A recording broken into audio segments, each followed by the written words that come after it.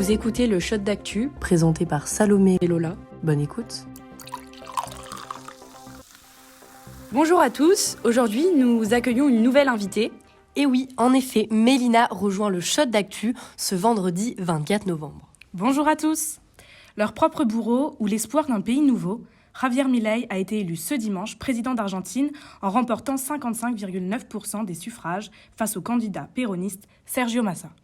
Après 40 ans de démocratie en Argentine, cette élection a déclenché plusieurs inquiétudes dans le monde, alors que l'ex-président américain Donald Trump et l'ex-président brésilien Bolsonaro s'en voient ravis. Ces dernières années, la vie en Argentine était totalement dépendante de la situation économique et l'économiste de formation néolibérale fait alors électrochoc avec ses propositions radicales. En outre, ce 19 novembre 2023, les Argentins ont fait le choix de placer Javier Milei, l'espoir de voir la situation économique de leur pays changer et leur mode de vie s'améliorer au dépit de plusieurs de leurs droits. Pourquoi et dans quel contexte Javier Milei a-t-il été élu ? Javier Milei, qui est le nouveau président de l'Argentine ? Anarcho-capitaliste, anti-avortement, climato-sceptique, on ne parle plus de lui comme le footballeur professionnel, mais comme l'étiquette anti-système d'Amérique latine. Loin des cages de but, Javier Milei a été élu ce 19 novembre président d'Argentine.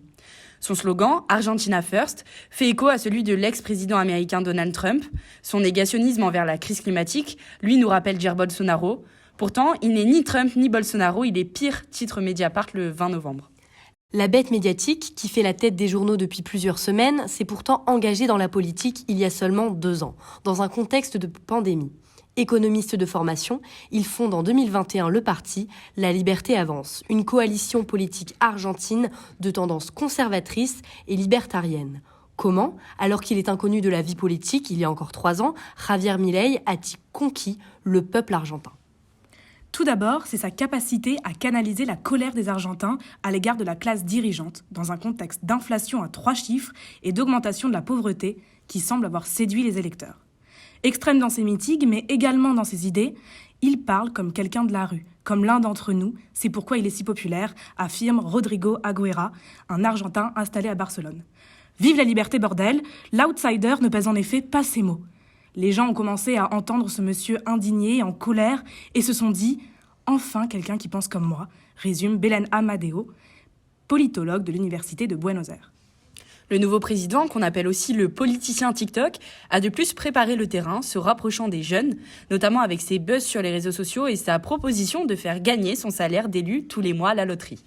Surnommé par ses électeurs le lion, son idolâtrie et son culte peuvent rappeler des mauvais souvenirs. Il séduit dans un contexte de crise économique par de grands discours, chocs, de grandes réformes anti-système, un radicalisme affirmé et une image patriarcale d'un homme fort et puissant. Mais Milei peut aussi dire merci à ses prédécesseurs et à l'économie en chute libre de son pays. La reconstruction de l'Argentine commence aujourd'hui, affirme Milei. Et en effet, on ne peut pas lui reprocher de ne pas avoir de projet pour l'économie de son pays.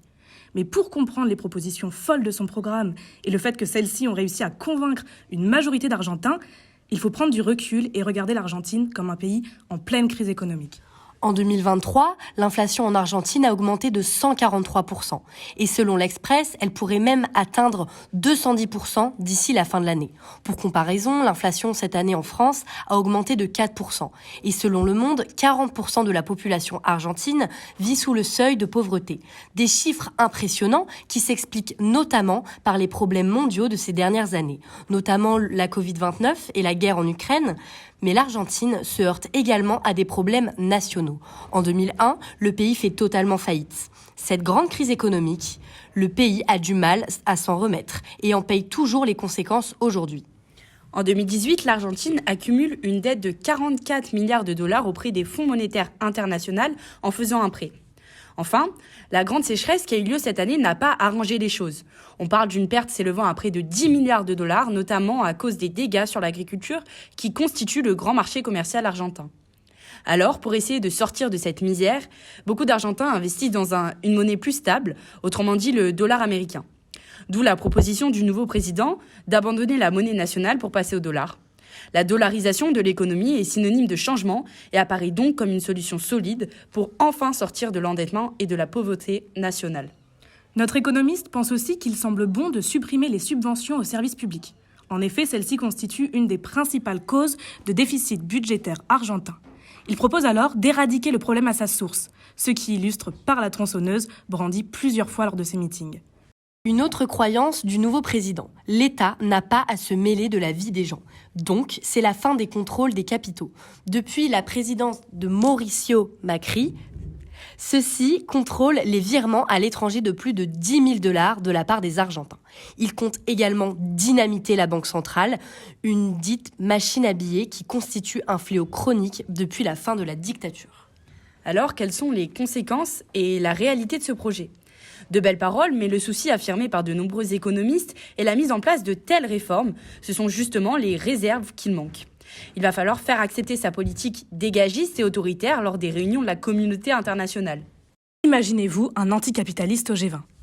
Un président qui, 40 ans après la fin de la dictature, choisit une vice-présidente, Victoria Villarruel.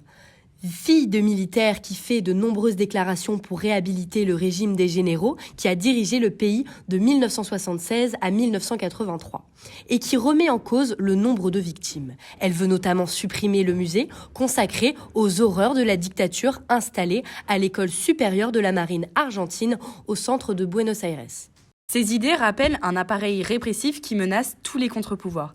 Son projet implique des mesures parfois inconstitutionnelles, en dehors même de ses futures compétences. Il est alors probable que Milei vienne à gouverner par décret, forcément source d'embrasement social. Il aurait donc pris soin de fidéliser le vote des militaires pendant toute la campagne. Supprimer 10 ministères sur 18. Ministère des droits de la femme, du travail, de l'emploi, de la sécurité sociale, de l'éducation, des transports. C'est aussi nécessaire pour lui. Définis comme parasitaires selon le président, ces ministères feraient de l'Argentine un pays d'assistés. Faire machine arrière sur le droit à l'avortement obtenu en octobre 2020, les politiques pour l'égalité sociale et l'amélioration de l'éducation, cela est-il vraiment possible, Salomé ? Selon le sociologue Denis Merklen, les grands doutes de ces projets résident au sein de l'Assemblée nationale, la Chambre des députés, où il ne possède pas de majorité. Malgré son alliance avec un parti de droite de l'ex-président, la suppression de la Banque centrale ainsi que la dollarisation paraissent alors délicats et très complexes. Pour conclure, finalement, l'Argentine est un pays dépassé par les crises qu'il traverse. Javier Milei, de par son personnage populaire, a su se rapprocher des citoyens argentins. La crise économique que connaît le pays a bien évidemment conditionné son élection. La pauvreté a créé un ras-de-bol général et une colère envers le système. Le changer semble de fait être la solution, mais on perçoit bien les limites du futur régime promis à l'Argentine. Une diplomatie controversée, une économie seule face au monde capitaliste d'aujourd'hui et des lois qui respectent difficilement le droit des hommes. Et maintenant, je laisse la place à Lola pour le Shot Éco. Oui, alors on va revenir sur les 5 bonnes nouvelles de la semaine en matière d'écologie. Tout d'abord, l'Europe renforce sa législation sur les crimes environnementaux et reconnaît le crime d'écocide. Ensuite, plus de 1200 étudiants s'engagent à ne pas travailler pour BNP Paribas, qui proposait des emplois en faisant du greenwashing. Les émissions de CO2 de la Chine devraient baisser en 2014 grâce aux renouvelables. La France va investir 1 milliard d'euros dans une recherche polaire d'ici à 2030. Et enfin, la Lituanie interdit l'élevage d'animaux pour leur fourrure. Je peux également vous conseiller une chaîne Instagram, Vers le Média, qui reprend chaque semaine ces bonnes nouvelles. Merci de nous avoir écoutés. Nous vous retrouvons vendredi prochain pour le prochain Shot d'actu.